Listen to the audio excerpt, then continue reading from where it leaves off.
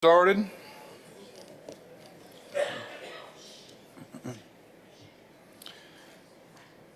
Currently, we don't have any citizens to comment prior to the meeting. So we'll go ahead and call this informal commission meeting to order on October 3rd, 2022. Currently, we don't have any presentations either, so we'll move on to the public hearing for zoning resolutions. Jeff Tyndall. Good evening, Mayor and City Council. Sorry, County Commission. You know I do wear two hats. It's been a long week already. We have two cases before you tonight. The first case tonight is right at the edge of the county on the north side of Guthrie Highway. 21.75 acres. It's currently zoned agriculture and it wishes to go to C5. It's owned by H&H Sheet Metal, and the agent is Jimmy Kent Wilson, PTL Logistics. This is an extension of the C5, and I'll show you that in a second. It's a tract on Guthrie Highway northeast of Shady Brook Lane and south of the Kentucky state line. This is in County Commission District 19. The applicant's statement is to extend the C5 zoning for a proposed warehouse distribution center. This is in the rural area of the county. This property has three previous zoning history cases, one from 75, one from 2006, and one from 2009, where the small portion of C5 was rezoned inside of this area.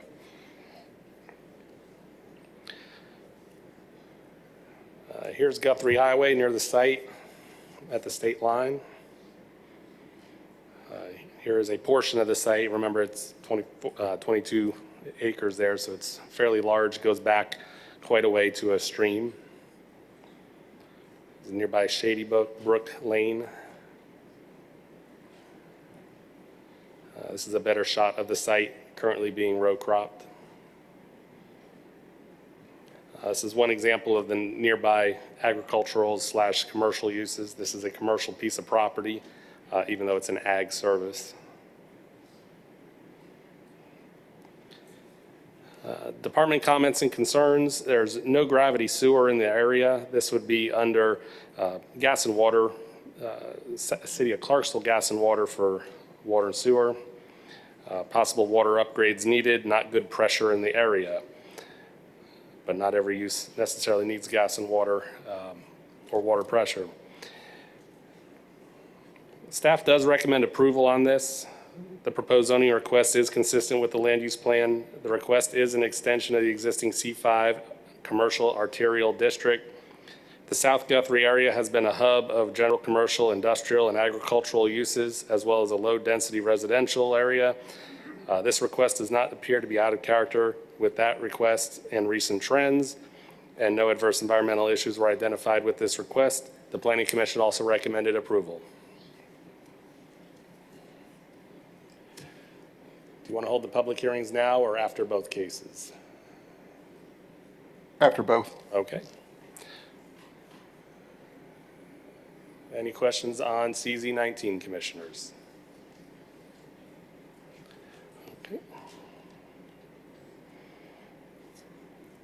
All right, next application up tonight is CZ21, 2022. We have a question from Commissioner Fry. I'm sorry. I had one neighbor there reach out and ask if there was any possibility there'd be manufacturing in that, or does the C5 even allow for that? The C5 would allow for warehousing, distribution, but not manufacturing. Thank you. The next application up tonight is CZ21, 2022, application of Ben Walker. This is 9.75 acres, currently zoned agricultural and recommending to go to proposing to go to R1. It is an extension of the zoning classification where it touches the Ivy Bend open space there. The property fronts the east frontage of Deerwood Road, approximately 735 feet south of the Highway 41A and Deerwood intersection. This is in County Commission District number 3. It's currently a grassland pasture with an outline of trees. It's to develop, the applicant's statement is to develop a single-family subdivision. This is in the planned growth area of the growth plan. It does have one previous case from 2021 where this similar case with the property next to it came before the county for R1 and was denied.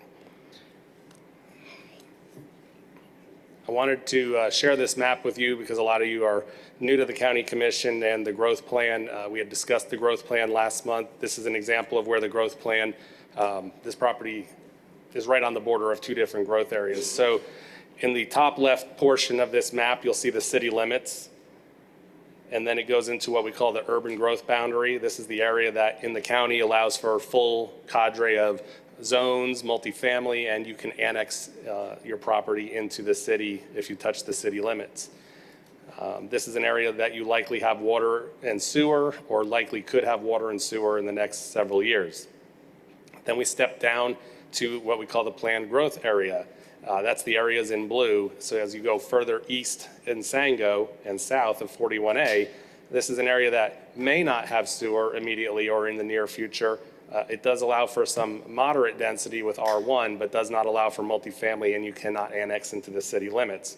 And then further to the east in that yellow/green color and the south, that's the rural area where only acre lots or greater can happen, likely no access to sewer anytime in the future. So I just wanted to show you where that is in relation to the planned growth area, urban growth boundary, and the city limits. Here it is, Deerwood Road. 41A would be at the back here, and the property is on the left. Here's a look into the property. You can see the TVA lines are pretty much the far boundary of this property. There's the neighboring house. This was part of the zoning application last year. This year it is not. It's owned by someone else. They have sold that off. This is looking back towards 41A. The property is on your right. This is one of the neighboring properties. This is 41A. Sorry, this one's a little blurry, but it is important to put in there. 41A, as you approach the Sango Mills entrance on the left at the bottom of the hill, and as you climb the hill, the Deerwood entrance on the right. You can see the yellow sign in the front indicating the two different roads as you approach. This is Deerwood looking 41A towards Pleasant View. And Deerwood at the stop line looking towards the city limits of Clarksville. And this is the entrance to or exit to Sango Mills looking back, and Deerwood is the where the guide rail ends across the street.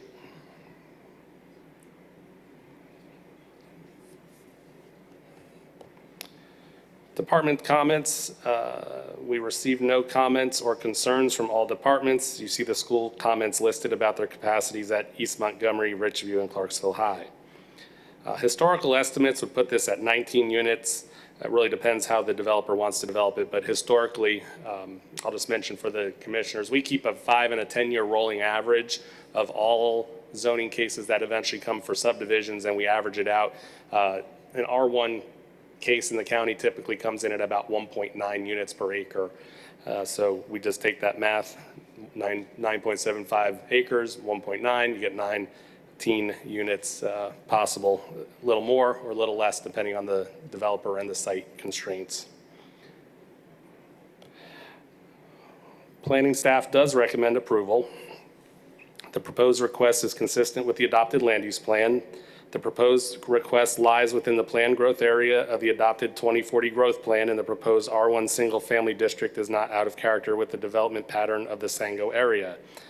The adopted future land use opinion map indicates that this area shall be single family residential. Adequate infrastructure will serve the site and no adverse environmental issues were identified as part of this request, and the Planning Commission also recommended approval. Are there any questions for Mr. Tyndall? Commissioner Woodruff? Thank you, Mayor. I've got just a couple of questions. One is, I always ask a question in reference fire protection. Do we have, I'm assuming we have water lines out there that can handle fire hydrants, but the biggest concern to me is how far is the fire station from this Deerwood property? You may not know the answer to that, but, you know, somebody does. I don't know the miles, but it's over up on McAdoo Creek Road, So, which is up 41A. Just, you'd have to go to the, so Old if Sango anything Road, in that particular McAdoo Creek Road. subdivision or any subdivision around it catch fire, everything burns. You're we within keep- the 5-mile radius, but I don't know how close within that Yeah. 5 miles you're in. Yeah, and we're talking Easily volunteer done. firefighters, Yes, sir. that's what I'm getting at. So we keep approving these, but we haven't adjusted our fire department to meet the demand of what we're asking for. Now, I'm gonna digress and go a different route with this in a second, but that's my concern about this one. However, there's another concern in reference to the sewage sanitary systems. How many lots, how many houses do you think can fit on this lot? And the reason I'm asking that question is because I'm getting numbers of 29. And that kind of concerns me when you're talking, what are the options? One is tie into a force main somewhere. In fact, I have a map that I was going to show you where the force main, if you can look up there on that screen, Deerwood from the red line, Deerwood to 41, I think that's like 700 feet. And the problem with that is going underneath 41. So that's probably not a possibility, maybe. The second option would be to, on the backside of that, where the other subdivision is at, there's about less than a high school football field. There's a red line, you can't see it because for some reason, man, we got a glitch and I couldn't show this map on the big screen where the people in this room can see this. I'm the only one that have this. I can put it in the commissioner's packet, but that doesn't show these people what's going on. There's about, right there, that's correct. Right. There's probably 100 feet between that red line to 41. That's about 60 feet. 60 feet. Right here. Yes, from there, come on down to the end of that red line. And then there's That's a about pumping 60 feet. station down here. There's 60 feet from there. Between that subdivision, the one next to it with probably 60 houses, there's a line go through, there's a force main go through there. That's the second option. The third option is 29 houses in that spot on septic. And what do we do with the field lines? You have to have a secondary set of lines just in case one fail. So I kind of like to know the magic number for how many can actually fit in there. I got an estimate based on 17. Now I'm hearing numbers, somebody say, we like to see 9 houses, but I say give or take maybe 17. I got some numbers that I generated again. Because I can't put those up there, everybody can't see this. This is what the county, over a 10-year period of time, over 10 years, if current property rates at $2.99 per 1,000, is that over 10 years, we're looking at $150,000 for the county revenue. If we allow 17, I'm just giving this number 17 because that's the number I came up with based on 29 and versus somebody saying 9.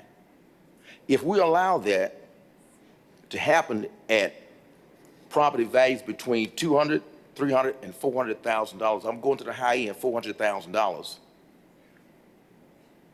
We're talking $508,000 over 10 years versus 150,000. I got to go with the high end. So I'm kind of on the fence on which way do we need to go with this. There's 2 or 3 things. The fire and the sewage kind of bothers me with that. So my question was to you is that how many can be fit in there? And you may not be able to come up with that answer now, but I kind of like to know that before I make a decision coming So up? that's why we have our historical estimates, because that's what we say. We see typically in this situation 19. So that's what staff has on the paper. You said 19? 19. Okay. The 29, which I corrected at the Planning Commission, probably should have been 25, was a calculation I made for a resident of Deerwood where they said, what is the absolute maximum this could hold? I said, if it's clustered, I calculated the open space at 10% and not 15%, so it would have knocked out a few units. Okay. Density really depends on two things. One, access to sewer, and two is how much road frontage you can get, because it's really about the lot width, not the lot's acres. Right. If this property does not get sewer, the sites will have to be about 2/3 of an acre in order to get septic systems on each one. Okay. With sewer, you can go down to 15,000 square feet or about 1/3 of an acre. So that's Okay. where it's really wide open until the applicant knows what they can do with sewer. I think they're here tonight to maybe answer some of those Well, questions. I mean, again, I'm looking at 150,000 versus 500,000 in 10 years, that, for revenues for the county. I had another thought. I guess the age kind of showing on me now because that thought just went out of my head. But that's where I'm at. I just got to figure that out. So if I had a good estimated number from the builder that the community can live with between 9 and 29, I have an answer on the direction I want to go.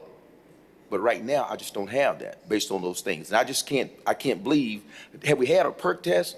Does the owner, have we had a perk test? You'll have to ask him. Okay. I don't get a perk test at zoning. Gotcha, I got you. A lot of times they won't spend the money until they know the zoning passes, and then they'll do the Well, soil that's- test, because that's pretty expensive That's to kind of do. the cart before the horse, if, spend the money and not know if it perks. And the second part is that, one last question, then I'll leave you alone, is that, is there any other zoning that would fit on this lot? And the reason I'm asking that question because if there is, such as, you may have said it already, multifamily housing such as apartments or condos, is there any zone, would that fit into this zone? In the planned growth area, you have a choice of 3 zones at your disposal. 4 zones, I guess. You have the ag, which it currently is. Correct. You have E1, which is acre lots. E1A, 3/4 acre lots.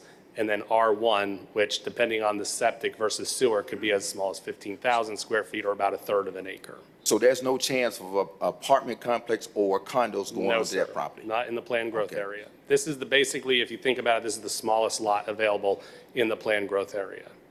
Okay. And I asked that question for a reason, because if this property is not zoned, we don't approve this now, in 5 or 10 years, because I don't think this is going away until we do something with it. 9 or 10 years, if it comes back with another possibility of growth, Yeah, the growth plan. I would probably yeah. take what I'm getting now, the 10 to the 17 houses versus an apartment complex or a condo. That's all I was saying. Thank you. That's all I want to say. Thank you, Commissioner Woodruff. Commissioner Tangi Smith? Thank you, Mr. Mayor. Mr. Tindall, this is the same resolution that came before us before that failed. So what changed? What changed between, what happened? So last time this came before you is a little over 16 acres, and it included, if you can see the screen, both of these properties. So it just got smaller? But they took out this property, which at the time, I believe they said, my parents own it, they don't intend to sell it. Well, they've ended up selling it, and they're only bringing the application in for the remainder, which is, cursor, the 9.75 acres here. So the other 8 or so acres over here, 7, 8 acres, that's been removed from the application. That is no longer owned by the Walker family. So for clarification, the land that they want to develop actually got smaller, but they still want to put that number of houses there on a smaller tract of land now. Instead of 16 acres, it's 9 acres, but you still want to put a bunch of houses there. The houses really didn't change. If I recall right, from a little over a year ago, they did not want to develop the site that the current house was on, but they were rezoning it at the same time. So there was a lot of questions from the commission over, are you or are you not going to develop that property? They've since sold it off, amended the application, and now they only are bringing it in for this property. But you're right, last time they only wanted to develop this, and we were still looking at that 9 to 19 to 29 or 25. Yeah. Same range, same piece of property, it just does not include the original house next to it. Okay, so nothing changed, really, nothing, yeah.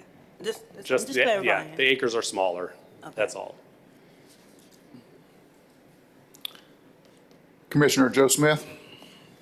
All right, I want to clarify some of that. Last time it was 18 acres, real close to 18 acres. And at that point, the max number of houses, I want to say, was about 46 on the total 18 acres. We as a commission actually last year asked this family to go back and survey it off and only request the amount of acreage that they plan to develop, due to the fact they did plan to keep that single-family home on the home tract that was to the right of the property. This was a big topic last year. The reason it got voted down is mainly because, in my opinion, that we had asked them to survey it, and once that had changed, we technically could not change the application. So it still would have been, if we had voted yes on it last year, it still would have been the entire 18 acres being voted upon. So that changes this year, is you're only voting to rezone the 9.75 acres. That's just for a point of clarification. And to answer Commissioner Woodruff's question about the fire department, it's roughly about a half mile away, 3/4 of a mile away, where that section of yellow R1A to the left is on the map up there. It's in front of that property on McAdoo Creek Road. I want to go into another detail on this property, or how it came to us at the RPC, Mr. Tyndall. I am now the county's representative on that committee. And during that meeting, we had this email comment that's attached in every commissioner's packet here that kind of shows a traffic study that was created by, it was sent in by Ms. Carita, but it's addressed as the residents of Deerwood Neighborhood Road urged it. There is a traffic study.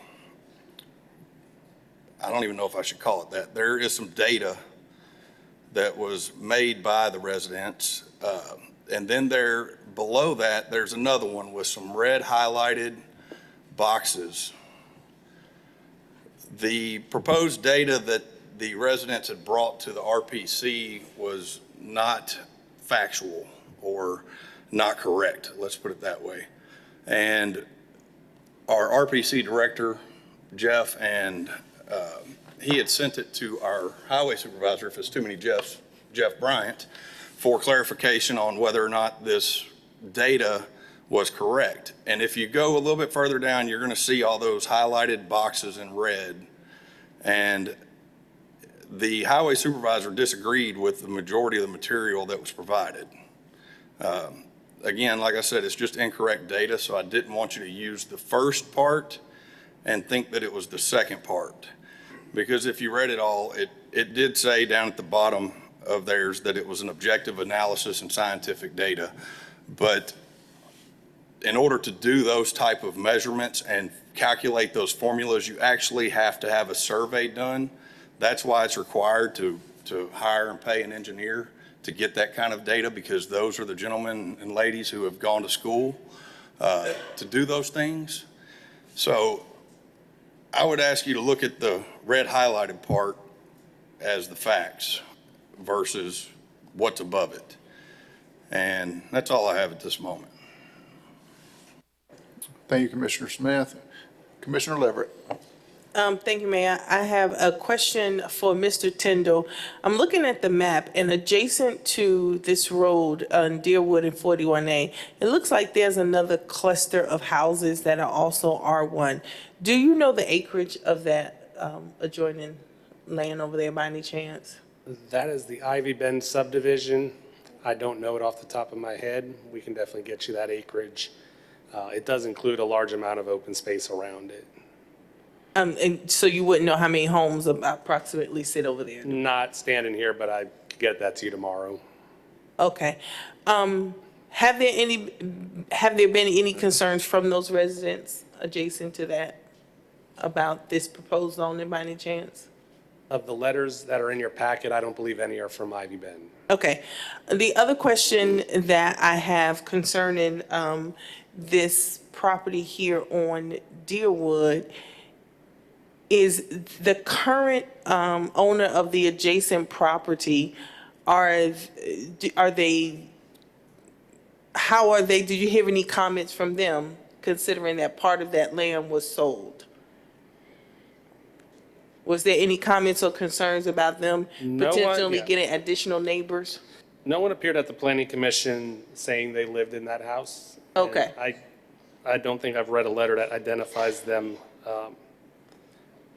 as that person, so I would have to say at this point, no. Okay, and I'll ask the same question, not particularly to you, but to the builder, the same question I asked when this particular case was CZ 13-2001 in June of 2001. Is there a possibility of the builder or the developer changing this to E1? And I'll reserve and wait for that answer if the builder is here. That's all I have, thank you.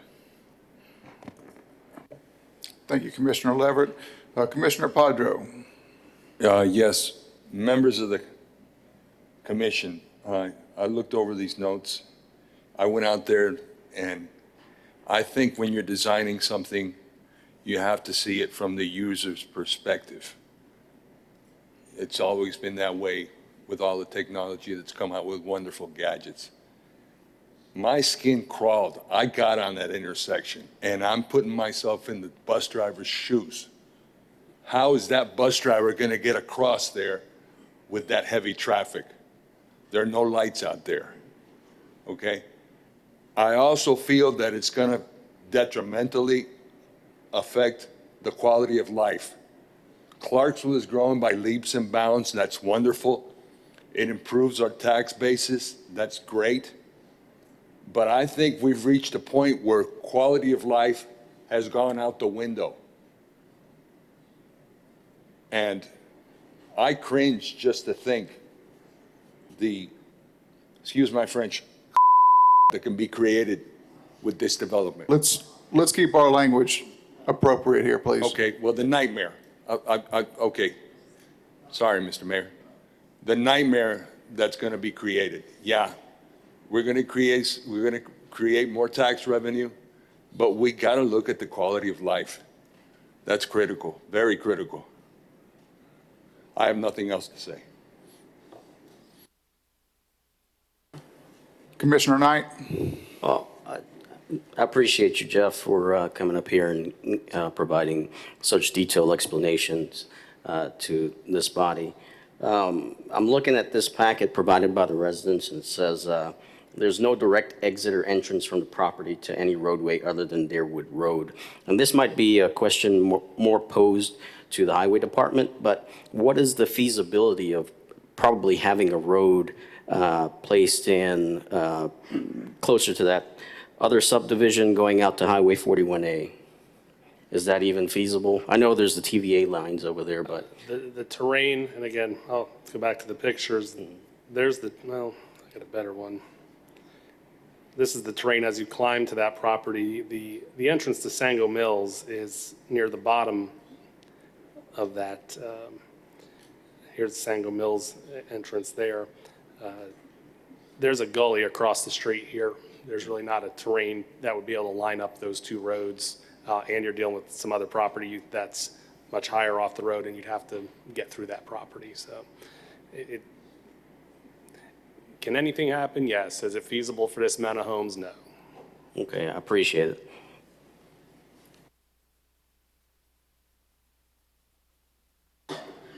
Commissioner Gallant.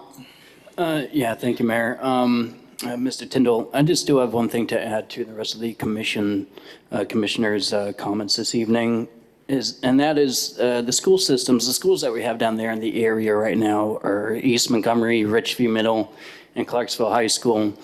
And just something to add in here, right now at Richview Middle School, we have a 94% capacity, currently having 2 portable classrooms. At Clarksville High School, we have 101% capacity currently with 3 portable classrooms. Now, I understand you took the acreage out from last year, and we're only at 9.75. But with the housing that you have going in and with the families that are already there and growing, with the capacity that we already have in the schools, I don't feel it necessary at this time for this type of zoning project. Thank you. Thank you, sir. Any further questions for Mr. Tyndall? Commissioner Burkholder. Mr. Tyndall, two questions. With the current zoning of ag, what could be put on there? How many houses could be put on there? Could it be subdivided more than one time? Yes, it could. You could put a small lane in there. I usually use about 10% to take out for the roads and the other infrastructure you need, so you'd be left with about 8 acres, 1.5 lots, 6, probably, maybe 7 if you got creative, of total lots, if it was left ag. But with the amount of infrastructure you have to put in, typically ag lots don't have additional roads put in. Right, okay. And do we know what the average fire response time is in that area? Do we have a number on that? I do not. That would be a question for EMA. Okay. Thank you. Any further questions for Mr. Tyndall? Thank you, sir. All right, so we'll go back to CZ 19-2022, the application of H&H sheet metal fabrications, going from AG to C5. Is there anybody here to speak on behalf of CZ 19-2022? Yes, sir. Please approach the podium, state your name and address. You'll have 3 minutes to speak. We allow 3 to speak on behalf and 3 to speak against on any case.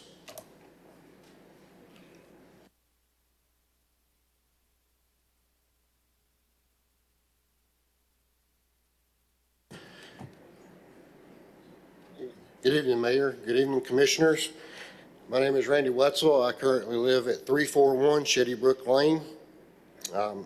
My neighbors are located over there, and they join me this evening to speak about this resolution. On behalf of my neighbors, I come before you tonight as a licensed real estate broker, owner of a real estate brokerage in Clarksville, Tennessee, a local builder, septic installer, and retired 22 years active duty military with my wife of 24. I wholeheartedly believe that property ownership is paramount. Bottom line, it's the American dream. I also believe that the highest and best use of property is just as important. Property owners have the right to do with their property as they want.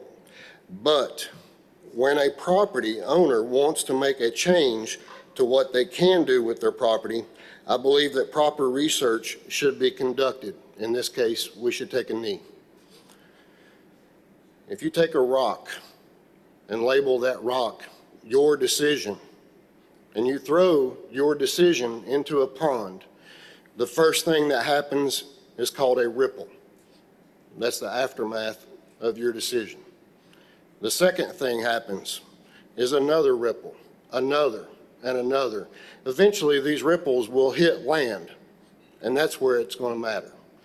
Many of you commissioners, I've heard you this evening asking some great, terrific questions, but I challenge you, leave this building and go look at the property for yourself with your own eyes prior to making a final decision. Looking at something two-dimensionally is one thing. Making a decision on something on paper is one thing. As a builder, as a septic installer, I get two-dimensional papers all the time. But when I get out to the site, that's when things can go one way or another. This is what I'm challenging each of you to do. Go to this property. Put your eyes on it yourself before you make a final decision. We have had several subdivisions in the past that did not have adequate drainage that subsequently caused many of the homes to be flooded. I don't think I need to name the name of those subdivisions that's located in the county. Exit 1. This has happened on more than one occasion. With that, We currently have 21.75 acres that is currently zoned ag that is being utilized for crop rotation. The current grade. Your 3 minutes has expired. We'll give you just a few more seconds to wrap it up. And just for clarification, you're speaking against, not on behalf? Okay, we asked for behalf, but go ahead and wrap it up real quick, please.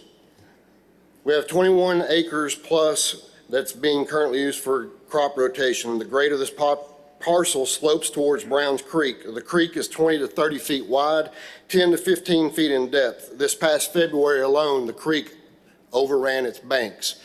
We have 21 acres of possible asphalt going in. Where's the water going to go? Straight to Browns Creek. If you go to www.water.usgs.gov, it will state 15 acres, 1 inch of rainfall will create 407,310 gallons of water. That's 3/4 the size of an Olympic Thank you, swimming sir. pool. We appreciate you. Would anybody like to, we'll go ahead and mark that as one of the against. Would anybody like to speak on behalf of CZ 19-2022? All right, seeing none, would anybody else like to speak against CZ 19-2022? All right, seeing none. Sir? Oh. Yes, sir, come on up.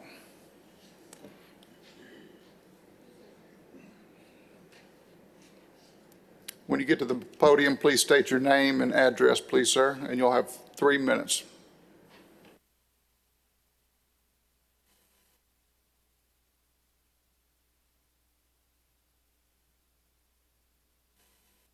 Good evening.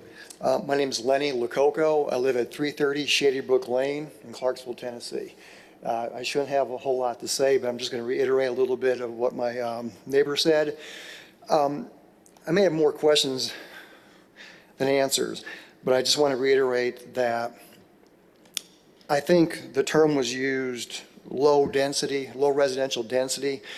I'm not familiar how that's defined and the importance of that, but there's 6 homes on Shady Brook Lane, 5 of which are directly impacted by flooding. We've been there now for a couple of decades, and we have seen the creek that's down there overflood significantly and more frequently than we first moved there. We attribute some of that to a larger subdivision that was built on the back side of our current residence, the 5 homes that are there. And there was definitely a lot of runoff from that. It is a large floodplain area. And I have to echo the concern that once that's excavated, it will create runoff. Everybody knows water's going to take the path of least resistance, and it's going to go towards those 5 homes. I don't know, and I apologize if there was some schemata or other information that was submitted before this meeting. I haven't seen it, so I apologize.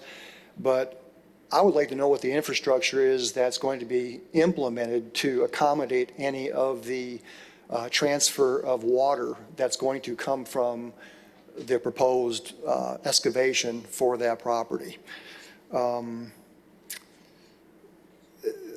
Obviously, there's the concern of, is there going to be an impact to the property value back there? But it's beautiful properties back there. We all move out in that area because we enjoy being close to the area, but also having some seclusion. That's our choice. But we shouldn't be jeopardized with an increased flooding hazard that might impact emergency vehicles, which has happened on one occasion, where, thank goodness, the county did come out there and provide some assistance in helping reestablish the bridge that was out there. The residents went ahead and had a new bridge put in, but the county came out there because they recognized that it was a hazard for emergency medical assistance to get back there, because the bridge had washed out due to flooding probably for close to a week and a half, 2 weeks, until we were able to fix it. But I would like to know what accommodations, if it's approved,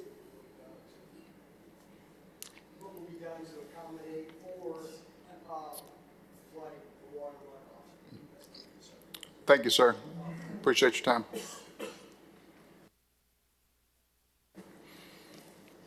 Is there anybody else that would like to speak against CZ 19-2022?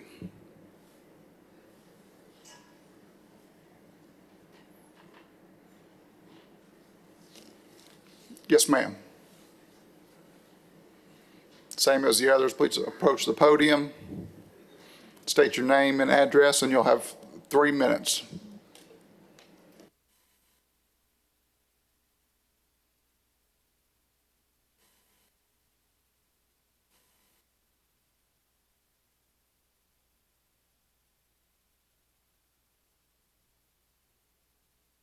Good evening, Mr. Mayor and Commissioners. My name is Sue Wetzel, and I live at 341 Shady Brook Lane. And my neighbors and myself, we feel important to come up here and kind of voice our neighbor that lives off of the highway, Guthrie Highway. They weren't able to make it here this evening, and their names is Bob and Louise. They've lived there for many, many years. And when you look at their home, to the right is Nutrien Company. And to the left, where this proposed change is right to the left and behind their home. So I feel like I'm really speaking on their behalf, because really they're going to be surrounded with commercial property all around them. And so we're kind of concerned for them as well. And we enjoy living out there. When I drive down the path, we look to the left, there's cornfields. We enjoy that very much. And we're very concerned on what kind of commercial property is going to be moving into our area. And again, we moved into our home December of last year. We had pretty significant flooding. I looked out the window, I was very surprised. I didn't know it could flood that quickly, but the water was almost halfway up to our workshop. And the water had risen over the bridge. So we couldn't leave or enter into our neighborhood back there. And so we're very concerned with this company moving in, excavating the land there, creating swells or highs and lows where water is going to further cause more damage and more flooding in that area, and really we can get stuck back there. So we really would like for you to consider that in your decision. Thank you. Thank you, ma'am. All right, moving on to CZ 21-2022. Application of Ben Walker from AG to R1. Would anybody like to speak on behalf?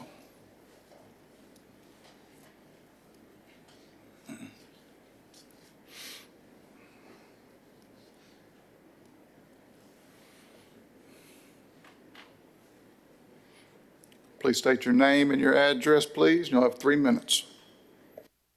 Hello, Commissioners. My name is Ben Walker, 561 Mobley Road. As some of you are aware that were here last year, I went through this process not knowingly exactly what the process was. I made a few mistakes. This is our family parcel or family farm that I grew up on. Last year we went in requesting a zone change from ag to R1 for the full 18 acres. We were going to keep the home front, that's where my parents lived, of 8.1 acres. Since then, my parents have moved. My dad has Parkinson's and is ill, can't keep up with the property. So I have bought that 9.75 parcel from them, and the plan is exactly the same as it was last year. I'm coming in, I'm doing what the commissioners had asked me to do. I've come with 9.75 acres, which is exact same parcel that I was going to develop last year, or that I'd like to develop. So that was a mistake. The Plan Commission recommended approval for the zone change at that time, but the commission decided otherwise. They stated that the parcel needed to be split since I only intended to develop half the property. So that's what I've done. We kept the home front as ag zoning. My parents sold it. So a year later, the boundary survey of 9.75 acres for the development property is complete, and the family home with 8.16 acres was sold in July of '22. The new owners, this is a question that Ms. Leverett asked, Commissioner Leverett. The new owners acquired the property knowing my plans to develop the adjacent track into a subdivision and had no concerns. I feel like I have completed what was asked from me in order to receive the R1 zoning I requested. I will hope that each of you would recognize this and vote in favor of the zone change. All of you, I sent an email out earlier or Friday, and all of you should have my concept layout. It's 16 homes, 15 to 16 homes, depending on the erosion control. There's a pond there, so it doesn't encompass the whole 9.75 acres. It'll be a small development with restrictions and some green space in which I plan to build high-end custom homes through my company of Benton Builders. I plan to build all these myself. The new homes will do nothing but increase the value of the existing homes on Deerwood. I also invested in a traffic study upon the last process that used the full 18 acres of the development for the study. As you know, I'm only developing 9.75 acres. Unlike the traffic document put together by the neighbors of Deerwood and presented to the Planning Commission, this traffic assessment was professionally done by engineers with KCI Technologies out of Nashville. The commission should have access to the study and the files regarding the rezoning. If not, let Jeff or I know. In closing, I would love the opportunity to speak with each of you regarding this case. I can answer any questions you might have and even give you a tour of the property for development if you'd like.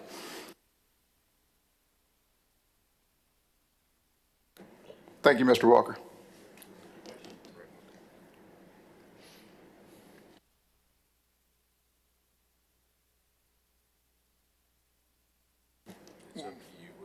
We don't do questions from the before, behalf and against stuff. We can deliberate after this as well.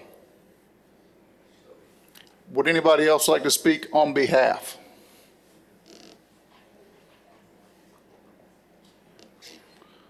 Would anybody like to speak against CZ 21-2022?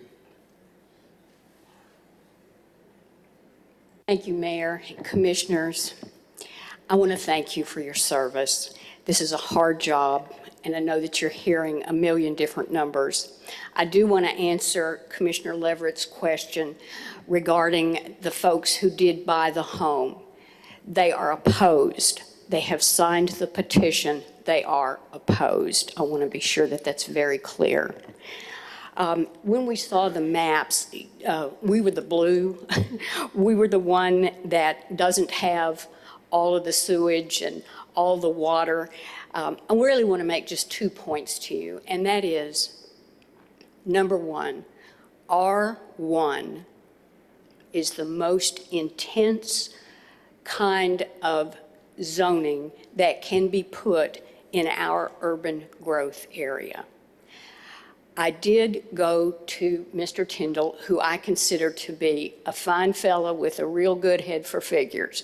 And I'm astounded that he made an error because we really sat down. I gave each of you the math that he did, which is quite impressive. And he told me, if you fit it and you turn it, it's 29. And that's why I gave you that number of 29. So I guess erase that from your memory banks and let's look at 25. But 25 is a lot of houses on 9.75 acres in an agricultural community. The second point I want to make to you, and I think this is important, you all are elected. Everybody else that gives you information, their staff, they're employed, they do their very best. But your job is not to just look and say, well, what could you do? What could fit over here? And how could we make that work? What you do is say, what should we do for our community? What should we do that's fair and really represents what we want our community to look like? When an area is zoned, that zoning stays with the land, not the person who promises you that they're going to do a certain thing. And I know Mr. Ben Walker, he's a fine guy. I've known him all his life. But you know, things happen. Just like the folks who said they weren't going to sell their home. Things happen in life that you genuinely can't control. And 25 means 25. He says his plan is to do a certain thing, but you know, what happens if he sells it or if he swaps the land with somebody else? then R1 is R1. And really, those are the points that I want to make to you, except to really reiterate that you are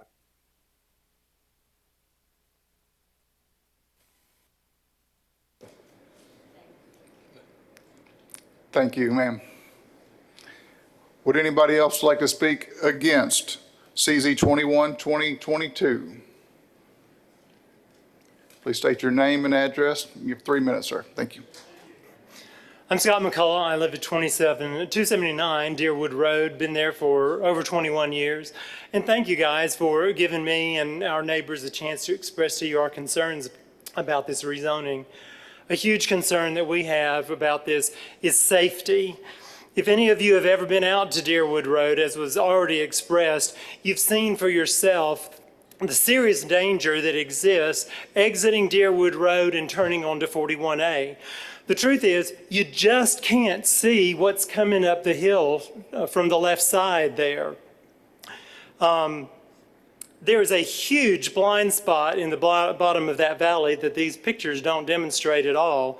Some friends and I went out and we measured it and saw that a car coming from Clarksville toward Deerwood Road on 41A disappears into that valley for over 2 football fields in length before it suddenly pops up at the top of the hill, dangerously close to that intersection.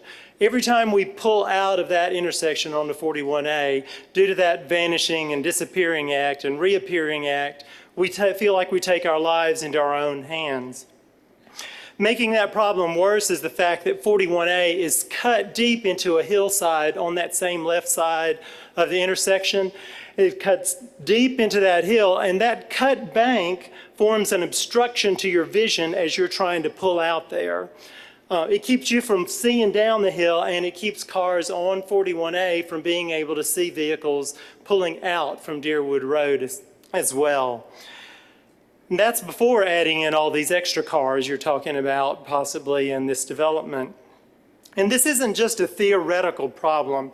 TDOT data shows that the traffic on that section of 41A increased 20% in the last reported year alone. Did you know there's an app for counting cars? Well, we went out and counted and found that at peak hours, more than 1,000 cars an hour pass in front of that intersection. That is translated into an average of 5 automobile accidents on 41A within 500 feet of that intersection, and that's according to the Tennessee Department of Safety. It's not an accident waiting to happen. Accidents are already happening, and they will get worse if you funnel more traffic into that intersection.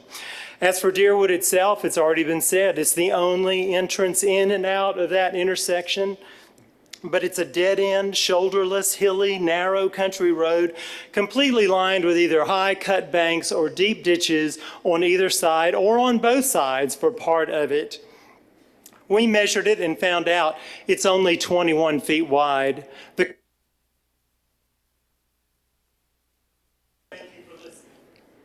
Thank you, sir. Would anybody else like to speak against CZ 21, 2022? Yes, sir. Please state your name and address, sir. I'm Mark Cherwinski, 201 Deerwood Road, speaking in opposition to the rezoning of CZ 21. Can those others in opposition please stand? Good evening, Mayor Golden, commissioners, citizens of Montgomery County, and Deerwood Road neighbors. Most zoning cases involve land on the periphery of a neighborhood. This is an intrusive subdivision being placed within an existing agricultural neighborhood. As in all things, good planning is in the details. I applaud some commissioners who obviously did their due diligence, visiting, researching, and I definitely appreciate that. But sometimes when you try to fit a subdivision into a semi-rural area, too many details get overlooked. Specifically, the water plan. Deerwood Road is supplied by a 4-inch water main by the East Montgomery Utility District. That's it, 4 inches for that road. Their general manager told me this small water main cannot supply the additional needs of an additional subdivision. My neighbors covered traffic safety, and and fire safety has come up a couple of times, but this is huge. The East Montgomery Volunteer Fire Department is actually closer to a mile away, and it is a volunteer fire department. However, what can firemen do without water? The fire could spread, people could get hurt. All new subdivisions require fire hydrants every 800 feet of a new roadway. Well, fire hydrants require a minimum of six-inch water mains. The existing water main is not sufficient to permit the requisite fire hydrants for this subdivision. I confirmed this with Director of Emergency Services, County Fire Chief Ed Baggett, as well as Building and Codes, Mr. Rod Streeter. No fire hydrants, no subdivision, no reason to rezone to R1. Although the applicant indicated to the Planning Commission he would use sewer in this subdivision, there is no gravity sewer available, according to Mr. Browder from the Clarksville Gas and Water Department. And there's also no access to sewer without cutting across private property. There's an anode bed at the Ivy Bend property, and there's otherwise private property around it. So what are the impacts of high-density septic and stormwater runoff on my horse pastures and the McAdoo Creek watershed? Commissioners, there's a place for R1 housing in the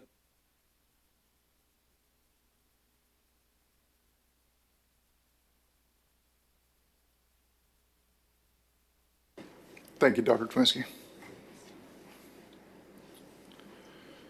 Commissioners, is there any further discussion on CZ 19-2022 on the application of H&A sheet metal? Commissioner Woodruff. Thank you. I had a question for the builder in reference to the sewage. We're on the Come back. On CZ 19. CZ 19? Yes, sir, on discussion. No. Okay. Commissioner Padro? I think there's a lot of unknown factors that need to be brought up. What type of commercial venture is going to take place there? Is it going to be environmentally sound? You know, every business, every industry has waste. Those are things that have not been revealed. I think we need to look at this more carefully. Thank you, sir. Any further discussion on CZ 19? Commissioner Knight. Mayor, thank you, Mayor. I'd like to hear a reiteration of some of the issues in regards to CZ 19, just for point of clarification.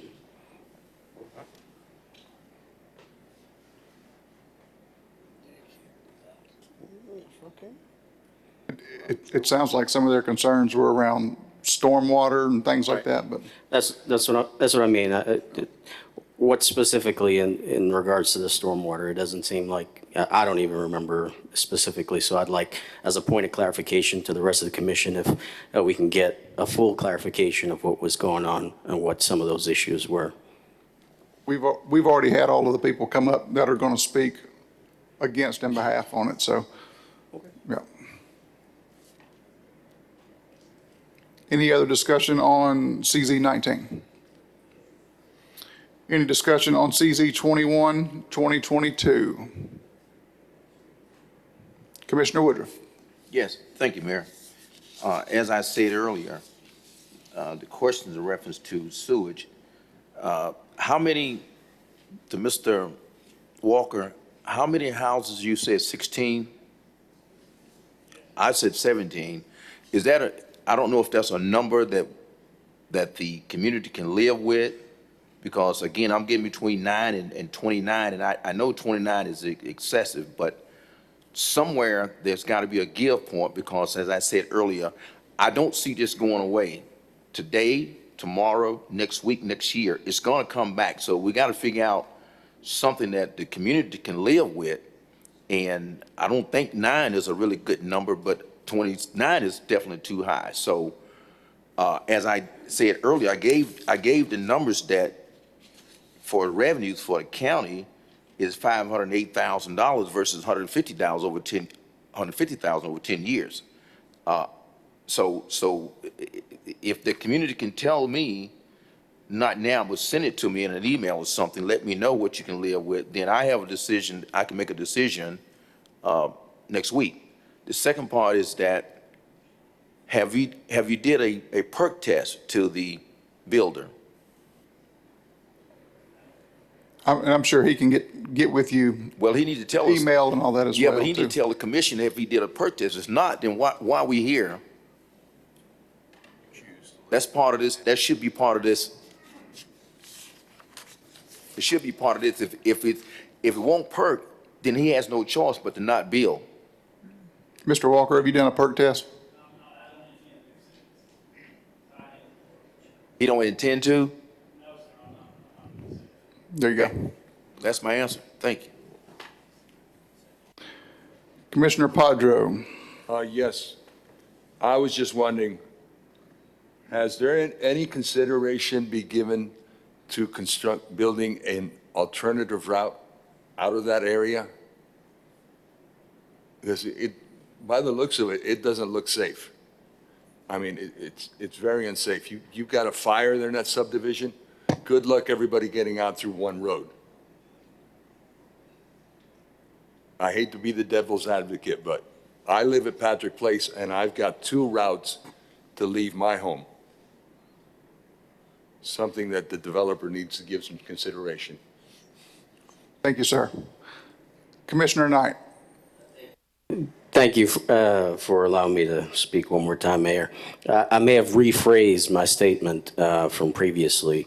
I was just wondering if we can get a report from Rod Streeter from Buildings and Codes for the stormwater and have it sent to all the county commissioners so that we can get a full review of that area. Yes, sir. Thank you. Appreciate it. Much better. Any other discussion on CZ 21, 2022? Seeing no other discussion, we'll go ahead and close the public hearing. Going on to resolutions. 2210-1, resolution of the Montgomery County Board of Commissioners approving amendments to the 2022-23 CMCSS school budget. Any discussion? This one is on the consent agenda. Moving on to 2210-2, resolution to adopt the 2023 legislative agenda as presented by the Legislative Liaison Committee. Also on the consent agenda. Any discussion on this one? Moving on to 2210-3, resolution to charge off debts in the Montgomery County Clerk's Office. Also on the consent agenda. Any discussion on this?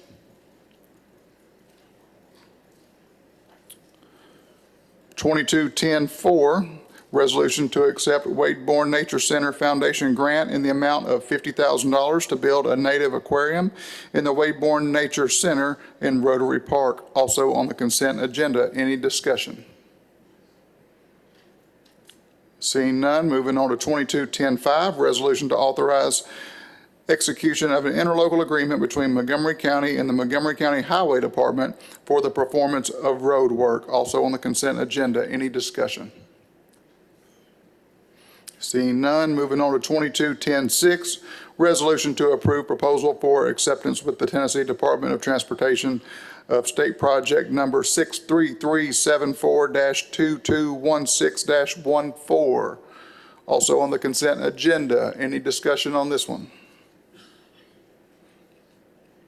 Seeing none, moving on to 2210-7, resolution amending the budget of the Montgomery County Chancery Court for the addition of 1 deputy clerk, 1 position. Also on the consent agenda. Any discussion on this one?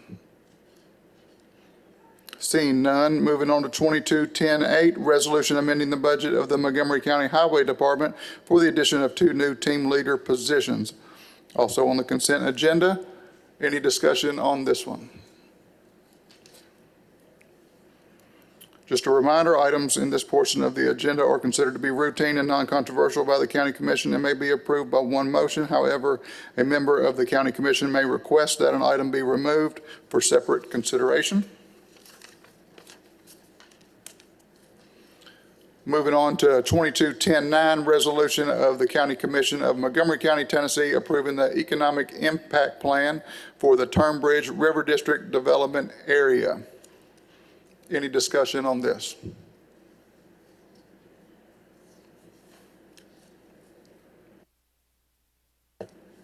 Commissioner Fry. Are we not hearing any presentation on this topic? Yes, sir. Mr. Dillinger.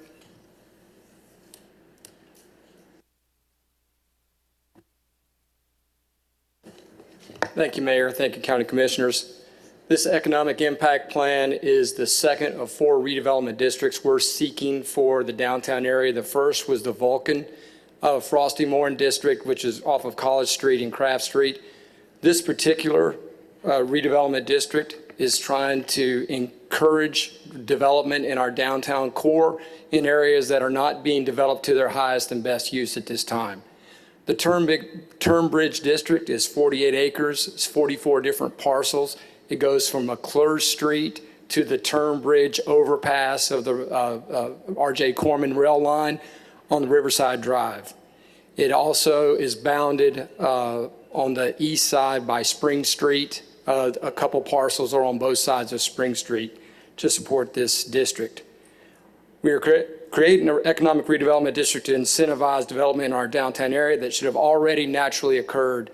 We've looked at several of these areas that are key strategic locations to help spur economic activity in our downtown area for areas that are challenged for development. Specifically, the Turnbridge area, about 40% of it is in a flood zone.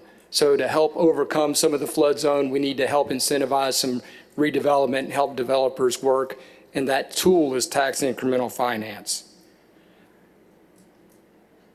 With each redevelopment district, it's got to start with an initiating project. The initiating project that is going to start this development is the 725 or 726 space parking garage that is being paid for with state and other private dollars next to the F&M Arena.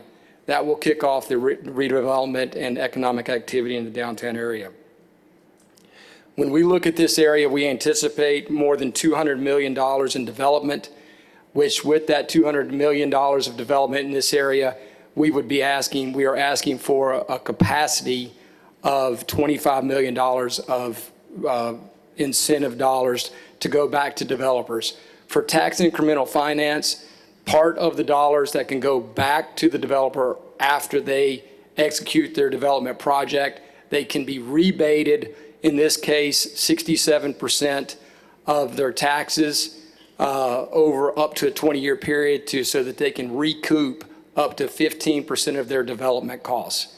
And only the costs that are eligible to be rebated for are eligible expenses, which are public utilities, public space, sidewalks, infrastructure, anything that is available to the public. In many cases, it's parking garages, parking spaces, road improvements, sidewalks, and that part of the project that's up to 15% of the full development cost can be recouped by the developer. The economic benefit of this specific area is $382,000 we anticipate a year will go to the city, and almost $2.4 million will be available to the city and county in new additional tax revenue, even after there's a rebate to the developer for the 20-year period. So up to $2.4 million of new tax revenue to the city and county can be developed by this redevelopment district even after the rebate is applied back to the developer. The Turnbridge redevelopment was part of the 2030 Smart Growth Plan. And also inside the procedures of this is we've, just like the Vulcan site, 10% of affordable, any multifamily housing, 10% of that will be set aside for affordable for people that are making less than 80% of the adjusted median income.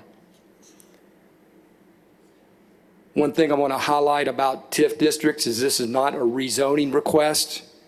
This specific district, Turnbridge District, is part of the central business districts, it's zoned central business district. And there's all the design guidelines and any site development goes through the downtown urban design standards that is seated with the Regional Planning Commission. So the Regional Planning Commission will help further any other development to meet the downtown design standards per normal process for downtown development.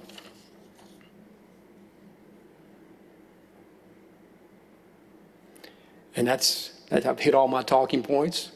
So I'll stand here and take a few questions and try to explain to you how this works, if you have any follow-on questions. Yes, sir.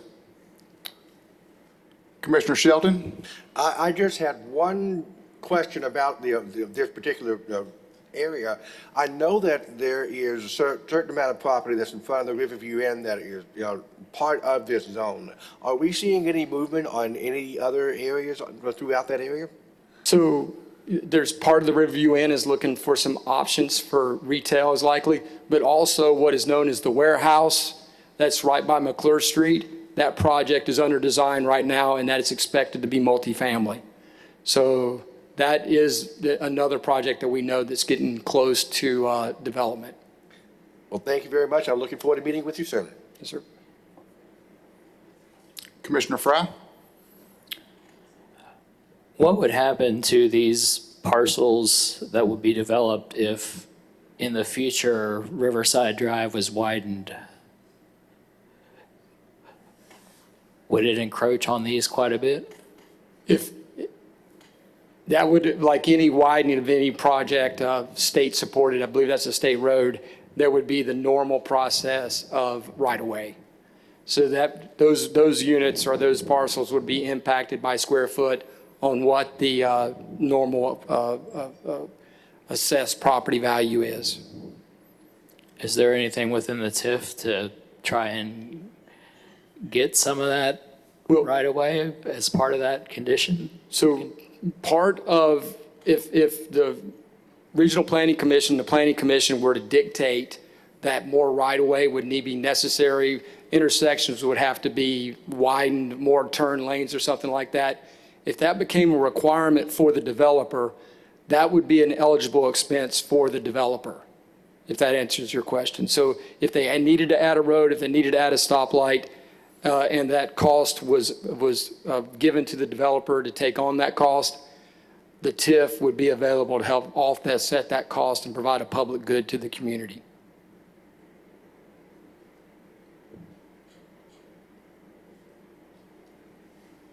Commissioner Padro? Yes. Has that area, has it been contemplated to utilize that area for the development of a juvenile retention center? No, sir. Not specifically. I've not heard of us contemplating this area along Riverside Drive for a juvenile detention facility. We have a committee specifically set up to look at where to place and to evaluate that question. I'm just throwing that out there because Thank it you, looks sir. like a good area. Thank you, sir. Appreciate it, Mr. Mayor. Commissioner Gallant? Yeah, thank you, Mayor. So considering this is a TIF zone in a flood area, what kind of pushback have you received from any business owners in regards to this development, if there has been any pushback in regards to this from them? We have not had any pushback. There is, for the current landowners, this TIF is available for them to improve their property. So if they would like to improve their property, they just have to go through the TIF application process, and it would give them the ability to raise their property out of the flood zone by increasing the height of their development. So for the current landowners, this could be an opportunity for them if they want to improve on that land. Right now, they might be constrained by their own financial capability to improve the land, but this gives them an opportunity. Commissioner Leverett? Thank you, Mayor. I just wanted to inform some of the commissioners that Riverside Drive, TIF area belongs mostly predominantly to District 5, which is my district. And for a long time, we have not seen much growth on Riverside Drive. Riverside Drive is currently a 5-lane road. There has not been any conversation in expanding this road. This is predominantly commercial with some retail. I want to also add that when Mr. Dillinger talks about affordable housing, we're looking at affordable housing from the definition of the federal government housing and urban development known as HUD definition of affordable housing. Also, as Mr. Dillinger has stated, the business owners in this area sometimes may not have the financial capabilities to develop in this area, and so this helps them, this incentivizes them to do that. Because Riverside Drive and areas around it, such as Two Rivers Mall, is in a flood zone, the development would have to have some type of way, Mr. Dillinger can probably explain this better than I can, to be raised so that their properties are safe. There have been several public meetings in the past, I would say, year. Yes, ma'am. Explaining TIF districts to the people of District 5 and the business owners of downtown and the county commissioners and the city council. So there has been a lot of meetings. This is not something that has just come upon us. And when we talk about juvenile facilities, there is a committee for that. I know a lot of people are concerned about the downtown area, and no one is probably more concerned about it than I am, since I represent the residents in that area. And this will help bring some life back to Riverside Drive, considering that all the areas around it is being developed and the Riverside Drive is not. I've lived in this area for over 23 years, and I'm excited about the growth. I'm excited about the development that's coming because of the growth. You will see walkable spaces. You will see sidewalks. We have a area, to our fellow commissioners, I don't know if you know what a DINK is, but a DINK is dual income, no kids. And we have a large amount of dual income, no kids moving into the downtown area that want walkable spaces. They may not have children, but they have dogs and they love their dogs. And so we are looking at these areas where people will have livable spaces and walkable spaces, and business owners will be able to have thriving businesses in a growing community. So I hope that helps a little bit. Thank you, Commissioner. Commissioner Josh Bill. Thank you. Mr. Dellinger, has this resolution went before the city council yet for approval? It has. It's gone through their executive session. It'll go into their formal session next Thursday. First reading? Second. It's a reading? resolution, so it just takes informal and then a formal reading. Okay. And so we will go before them this coming Thursday night. Gotcha. Thank you. Any further discussion on 22-10-9? Thank you, Mr. Dillinger. Next, we have 22-10-10, resolution to amend Resolution 2236, adding an additional amount not to exceed $220,000 for a salt shed to be built at the Clarksville Montgomery County School System Kirkwood School Complex. So what this is the Highway Department planned a project for a salt shed, and in the time on waiting for that to happen, the price of concrete has basically doubled. And that's what this money is. It was ARPA funds, and we have ARPA funds that can be set aside for this project. And if there's any discussion on that. Commissioner Joe Smith. Mayor, if there's no objection from any of my fellow commissioners, I'd like to move that to the consent agenda.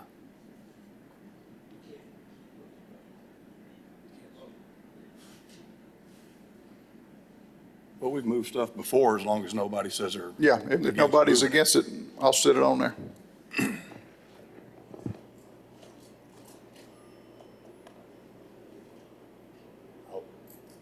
All right, resolution 22-10-11, resolution to approve.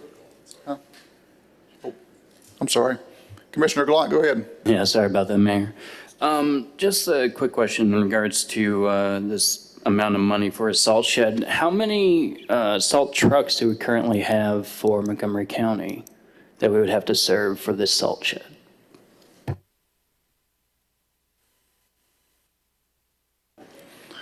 Highway Supervisor Jeff Bryant, come on down.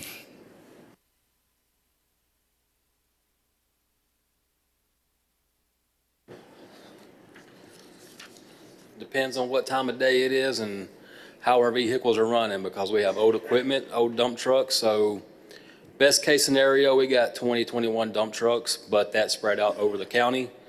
In that area that would go to Kirkwood, it's probably, I think, 3 or 4 trucks.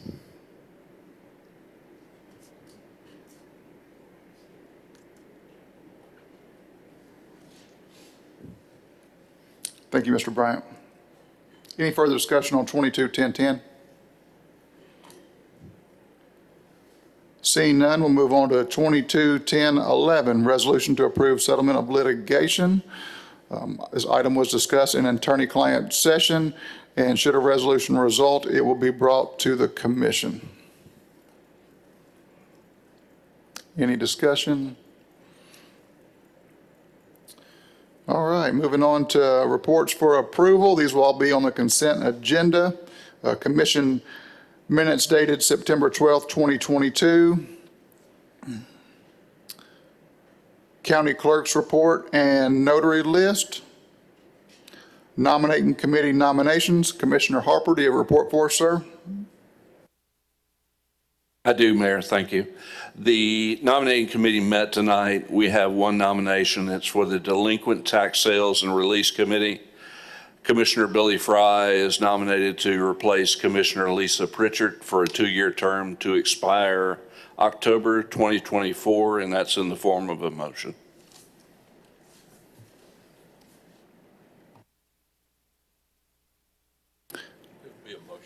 Yeah, motion next week. Any discussion on this? All right, seeing none. County mayor nomination and appointments. We have the Airport Authority Liaison Committee. Commissioner Billy Fry has been fulfilling the expired term of Commissioner Loretta Bryant and is eligible to be renominated for a 2-year term to expire on October of 2024. Commissioner David Shelton has been filling the unexpired term of Commissioner Jerry Albert and is eligible to be renominated for a 2-year term to expire October of 2024. We have county mayor appointments. On the budget committee in September, there was an error on when the term expires for the 2 members of the budget committee, Commissioner Joe Smith and Commissioner Autumn Simmons. The correct expiration date should have read January 2023 and not September 2023, as was presented. In January 2023, they will be eligible for reappointment for a full 1-year term. Land Regulation Advisory Committee, Commissioner Josh Bill appointed to replace Commissioner Walker Woodruff for a 2-year term to expire September of 2024. Commissioner Joe Smith appointed to replace Commissioner Larry Riccone for a 2-year term to expire September of 2024. Eric Honeycutt appointed to replace Lawson Mabry for a 2-year term to expire September of 2024. Deb Haynes Colick appointed to replace Bert Singletary for a 2-year term to expire September 2024. Bryce Powers appointed to replace Sid Hedrick for a 2-year term to expire September of 2024. And that concludes those nominations and appointments. On verbal reports, School Board Liaison, Commissioner John Gannon. Thank you, Mayor. They discussed several things. It's been kind of a fairly light month. One thing that was discussed were amendments, which you'll see in your first resolution on this agenda. The other was they had overspending, so they requested more money for textbooks, for contracted services for special education, and for some library books for Kirkwood Middle. They also had a surplus property sale for the nutrition child equipment. And tomorrow night's meeting, I believe they will be talking about the design for the Kirkwood Elementary. And you can find most of this information on their website, cmcss.net. And if you have any questions, please let me know. Thanks. Thank you, Commissioner. Highway Commission Liaison, Commissioner Ricky Ray. Thank you, Mayor. Highway Committee met on September the 26th. The paving crews have done repairs on Johnson and Albright Road, Old Clarksville, Springfield, at Highway 76, down at Lake Road, Red Fox Trail, and Dewberry, Osborne Chapel. The right-of-way on the north end, they've started the 5th round. The south round has started their 3rd round. Because of equipment and short of manpower, they're a little behind on the south end of the county.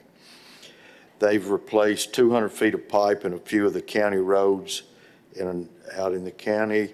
The work order system, as of last week, they have completed 58 out of 90 work orders submitted. The Dotsonville Bridge beams are in place and the decking is being put in place. We also discussed the future zoning projects. They have openings of 8 jobs at the County Highway Department. There will be a public meeting south of the river at Rich Ellen Park, November the 17th from 6 to 7:30. Design consultants being selected for the Excel Highway 12 intersection. The next meeting will be October the 31st. Thank you, Mayor. Thank you, Commissioner. On reports filed, Building Codes monthly reports should be in your Dropbox on page 208. Moving on to announcements. The legislative agenda reception will be on Tuesday, October 25th at 5:30 p.m. at the William O. Beach Civic Hall. Commissioners, please confirm your attendance by calling the mayor's office.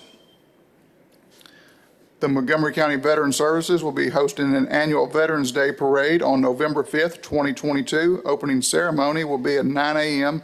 at the historic courthouse steps, with the parade beginning at 10 a.m. This year's theme is a salute to veterans in law enforcement.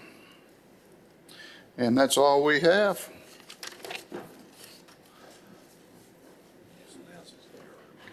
This meeting's adjourned. Thank y'all.